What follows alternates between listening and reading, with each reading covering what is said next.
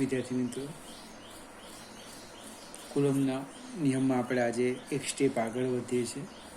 કુલમના નિયમનું સદિશ સ્વરૂપ.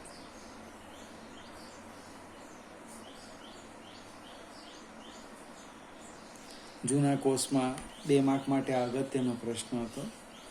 આપણી બુકમાં થોડુંક વેઇટેજ એનું ઘટી ગયું છે, પણ આપણે સમજવા પ્રયત્ન કરીએ.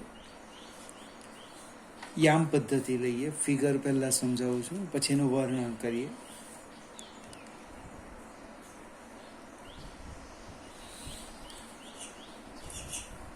XYZ યામ પદ્ધતિ લઈ લઈએ.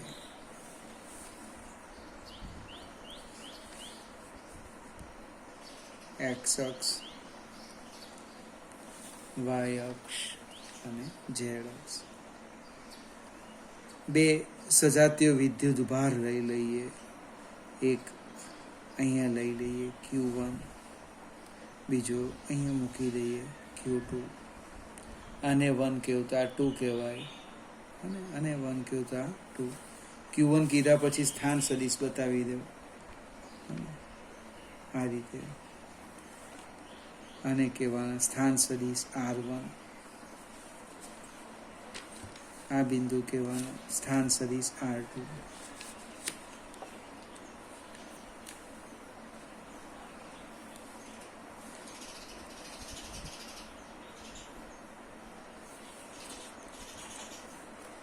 બંને વિદ્યુતભારોને જોડતી રેખા એ આપણે આમ બતાવી દઈએ. આમ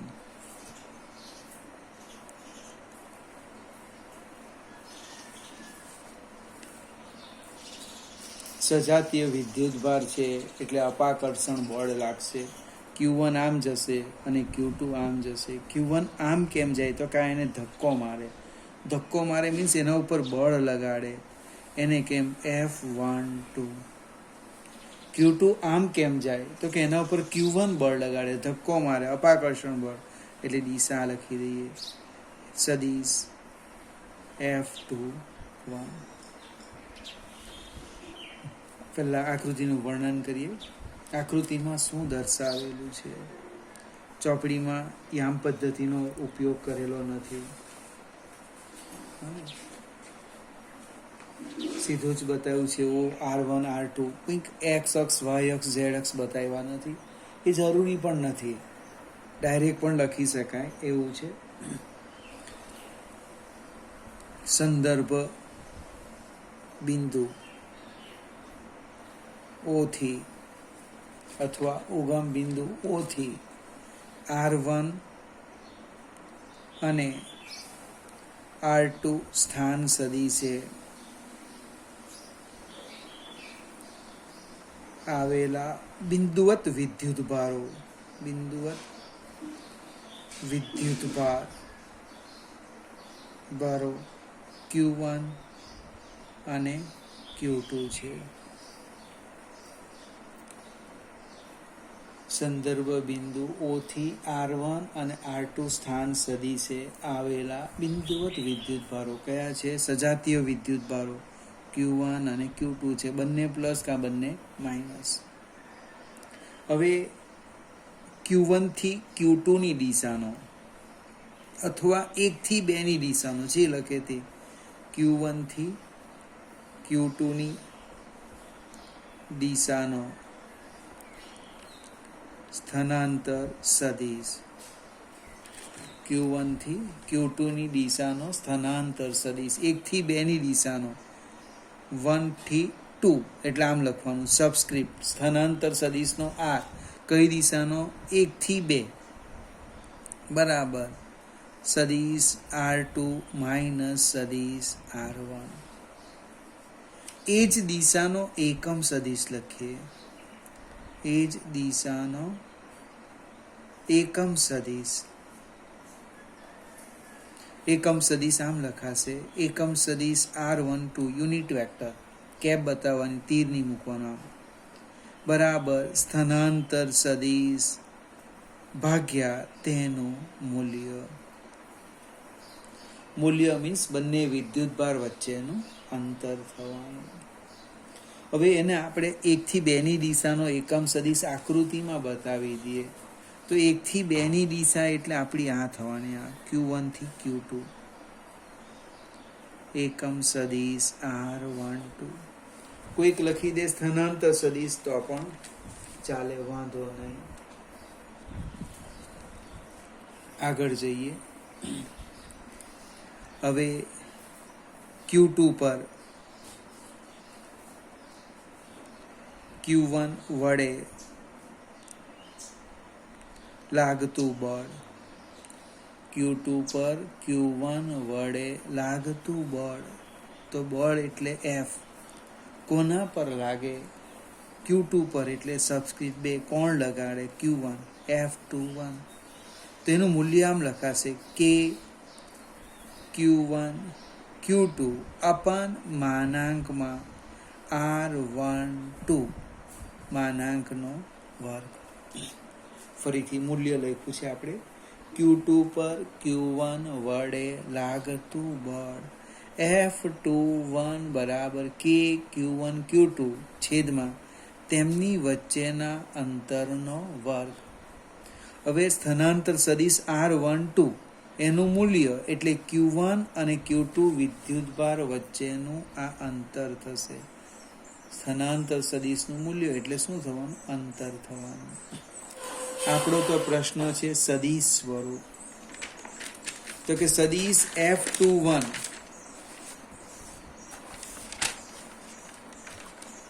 સદિશ F21 જો લખું છું, માથા પર તીર મૂકવાથી બરાબરની ડાબી બાજુ સદિશ વંચાય. સદિશ F21 તો કે K Q1 Q2 divide by માનાંકમાં R12 સદિશ નો વર્ગ. અહીં આપણે એકમ સદિશ ગુણી દઈએ. એકમ સદિશ લખવાથી મૂલ્ય બદલાતું નથી, માત્ર શું પ્રાપ્ત થાય છે? દિશા મળે છે. ફરીથી F21 ની દિશા જોઈ લેજો. કઈ છે? આ દિશા છે. એ જ દિશાનો સ્થાનાંતર સદિશ લીધો. 1 થી 2 ની દિશાનો સ્થાનાંતર સદિશ R12. એ જ દિશાનો એકમ સદિશ લીધો R12. 1 થી 2 ની દિશાનો એકમ સદિશ. એટલે એકમ સદિશ વડે ગુણવાથી શું થયું? માત્ર બળની દિશા મળી ગઈ. 1 થી 2 ની દિશા છે. આ થયું સદિશ સ્વરૂપ. વિદ્યાર્થી મિત્રો, ચોપડીમાં જે સંજ્ઞા છે એ સંજ્ઞા પણ સમજાવી દે. Q1 થી Q2 ની દિશાનો એકમ સદિશ. એમ ચોપડીમાં આમ લખ્યું છે Q1 થી Q2 R21. અહીં આપણે નોંધ લખીએ. Q1 થી Q2 ની દિશાનો એકમ સદિશ R21 લખ્યું છે. એટલે જ્યાં આપણે R12 લખ્યું છે 1 થી 2 ની દિશાનો, ખરેખર આમ વંચાય છે 1 થી 2 ની દિશાનો એકમ સદિશ. પણ બુકની અંદર તમને 21 ની સામે 21 લખ્યું, તો 21 ની નોંધ આપી છે અંદર જોજો. Q1 થી Q2 ની દિશાનો એકમ સદિશ આ સંજ્ઞા વડે દર્શાવેલ છે. આપણે આપણી રીતના લખી દઈએ. હવે F12 કેટલા થાય? તો કે Q1 પર Q2 વડે લાગતું બળ. કેટલું બળ થવાનું? F12 બરાબર minus K Q1 Q2 અપન માનાંકમાં R12 સદિશ માનાંકનો વર્ગ ઇન્ટુ એકમ સદિશ R12. પ્રશ્ન ઉદ્ભવે માઇનસ કેમ લખ્યા? તો કે F12 પર જે બળ લાગે છે એ એકમ સદિશ 1 થી 2 ની દિશાનો છે, એની વિરુદ્ધ દિશામાં લાગે છે. માટે અહીંયા શું લખ્યું છે? માઇનસ લખ્યા. આનો અર્થ ન્યૂટનના ગતિના ત્રીજા નિયમ પ્રમાણે બંને બળોના મૂલ્ય કેવા? સરખા, પણ દિશા કેવી આવે? પરસ્પર વિરુદ્ધ આવે. જૂના કોર્સમાં લગભગ 2 દાખલા સદિશ સ્વરૂપના હતા. આપણી બુકમાં એક પણ એક્ઝામ્પલ નથી, છતાં પણ યાદ રાખવાનું. ફરીથી સદિશ સ્વરૂપ આ વિડીયો 2 વાર જોજો અને તમારી રીતના લખીને તૈયાર કરી દેવાના. કદાચ પરીક્ષામાં 2 માર્કમાં પૂછી બી શકાય. કુલમનો નિયમ લખી સદિશ સ્વરૂપ સમજાવો. એટલે માત્ર પહેલાં નિયમ લખવાનો, એની સમજૂતી કંઈ જ આપવાની નથી. ત્યાર પછી આખું સદિશ સ્વરૂપ સમજાવી દેવાનું. ચોપડી અને મારી સમજૂતીમાં એક તકલીફ રહેશે, એકમ સદિશની. મેં અહીંયા નોંધ લખી છે અને ચોપડીમાં જોજો એટલે ખ્યાલ આવી જશે. હવે ફરીથી આપણે એક કુલમના નિયમની હું વાત કરું છું. અહીંયા મારે સદિશ સ્વરૂપ પૂરું થાય છે. કુલમનો નિયમ.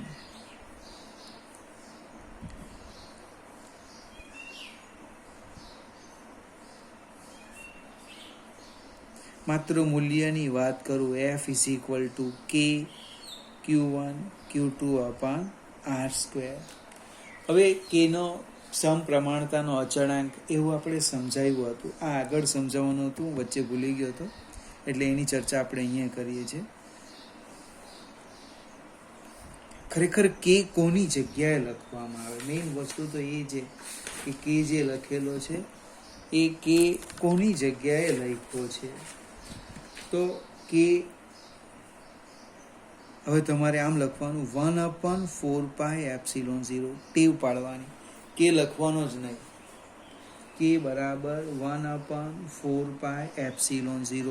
વારંવાર 1/4πε0 લખવું પડે, એની જગ્યાએ આપણે કે લખેલો. તો ε0 શું છે? તો કે શૂન્ય અવકાશ.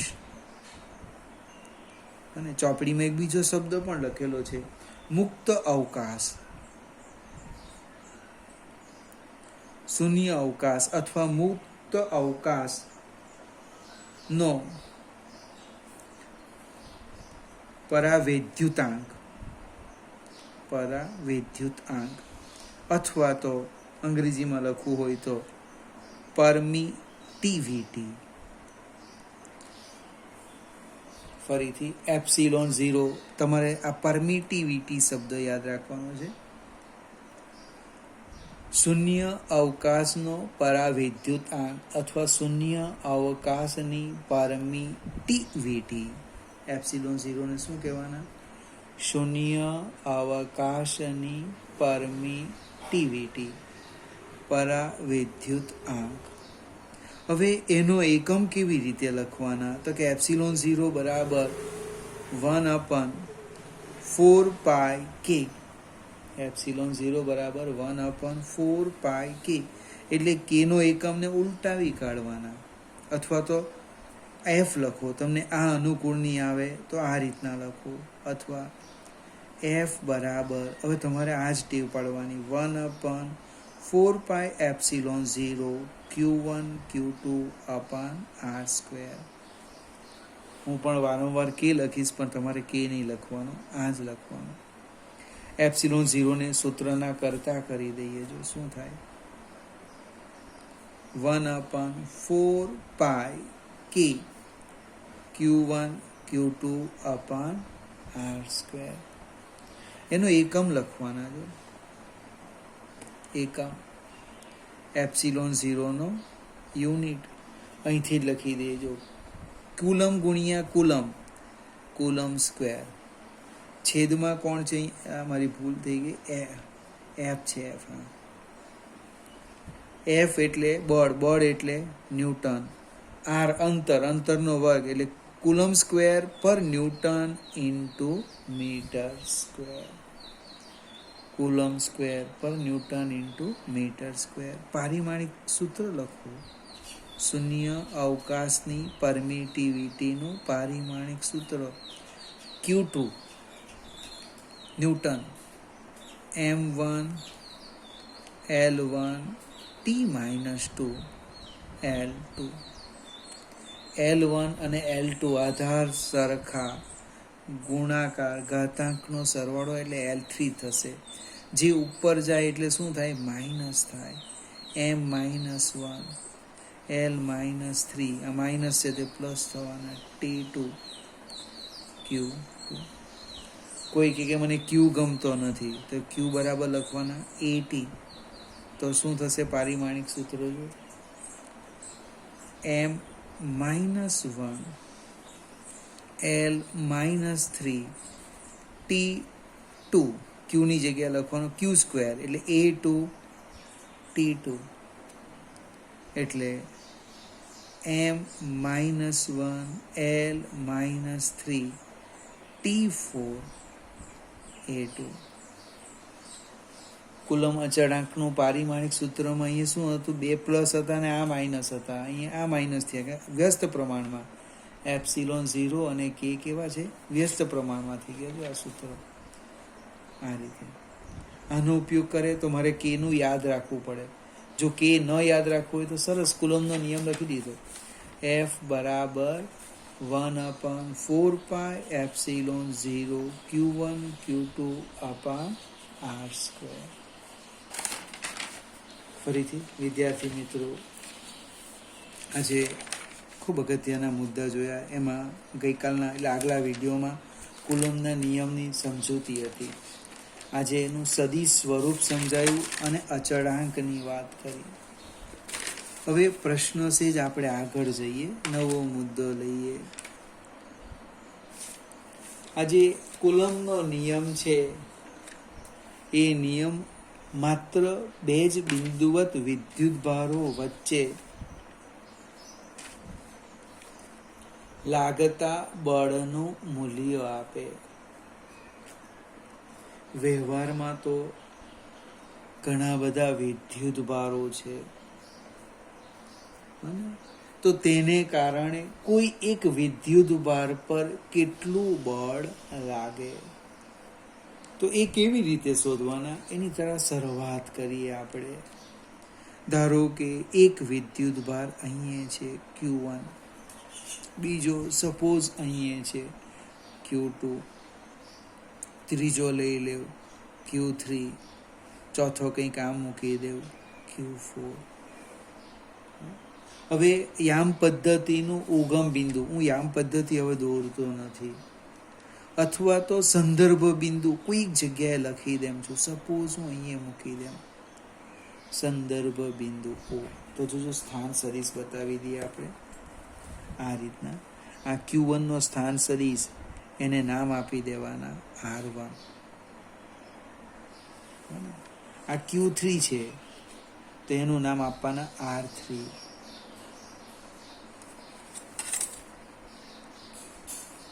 સદિશ R3.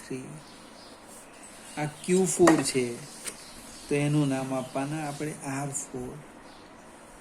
સદિશ R4. અહીંયા લખ્યો છે Q2 છે તો Q2 નું નામ લખી દેવાના R2 સ્થાન સદિશ. આકૃતિ તમારે પેન્સિલથી દોરવી. ફરીથી તમે જે આકૃતિ દોરો એ શાંતિ દોરવાની, પેન્સિલથી દોરવાની. હવે કેટલા વિદ્યુતભારો છે? તો કે આકૃતિમાં સંદર્ભ બિંદુ O થી શું બતાવેલું છે? સ્થાન સદિશ R1, અલ્પવિરામ R2, R3 અને R4 સ્થાન સદિશ છે.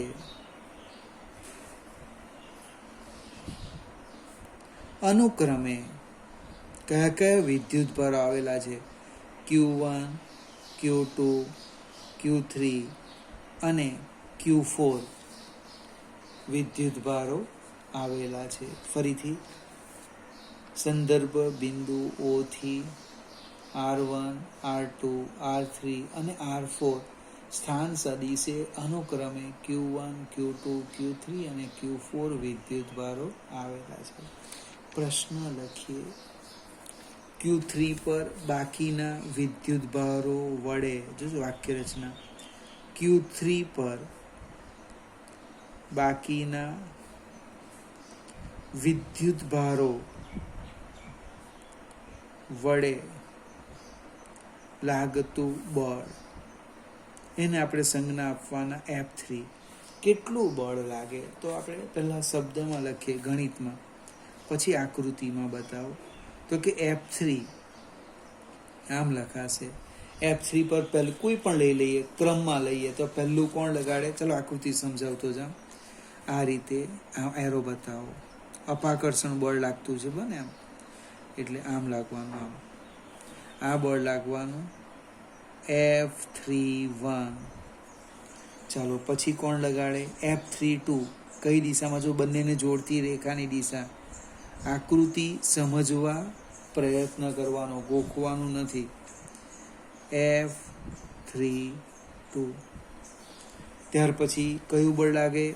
4 લગાડે. 4 જો લે તેમને જોડતી રેખાની દિશામાં. અહીં એરો બતાવો. F3(4). ચાલો હવે આ બધા જ બળો, બળ એ સદિશ ભૌતિક રાશિ એટલે એનો સદિશ સરવાળો કરીએ. F3 પર બળ લાગે F3(1) plus F3(2) plus F3(4). 5 હોતે તો લખતે F3(5). આની કિંમત પણ મૂકી દઈએ. જસ્ટ હમણે જ આપણે જોઈ ગયા F3(1) એટલે કે ખરેખર 1/4πε0 લખવાનો છું. કે લખું છું કે Q3(Q1) ડિવાઈડ બાય R13 વર્ગ એકમ સદિશ R13. ફરીથી નોંધ લખી દેવાની કે R13 શું છે? તો Q1 થી Q3 ની દિશાનો એકમ સદિશ. ચોપડીમાં શું લખ્યું છે? 3(1) તો 3(1) લખ્યા છે, પણ નોંધ લખી છે ત્યાં પાછી. બીજું છેદમાં 1(3) લખવું કે 3(1) કંઈ ફેર નહીં પડશે, કારણ શું છે? માનાંક છે. પ્લસ કે Q3(Q2) અપન માનાંકમાં R23 સદિશનો વર્ગ R23 પ્લસ કે Q3(Q4) ડિવાઈડ બાય માનાંકમાં R43 નો વર્ગ એકમ સદિશ R43. હમણે જસ્ટ આપણે સદિશ સ્વરૂપ જોયું, બસ એ જ લખ્યું. યાદ શું રાખવાનું? 3(1) તો 1(3), 3(2) તો 2(3), 3(4) તો 4(3). સહેજ આગળ જઈએ, પાછું એકને એક નોંધ સમજાવું. ચોપડી પ્રમાણે પણ લખી શકાશે. 3(1) 3(1) નોંધ લખી દેવાની. પછી શું લખવાના? Q3 થી આપણે Q1 થી Q3 ની દિશાનો એકમ સદિશ, એની સંજ્ઞા લખી છે R31. એટલે આમાં ભૂલ નહીં થાય. જે મારા મિત્ર નબળા છે એ લોકો ખાસ કાળજી રાખે, જે હોશિયાર છે એ સમજવા પ્રયત્ન કરે.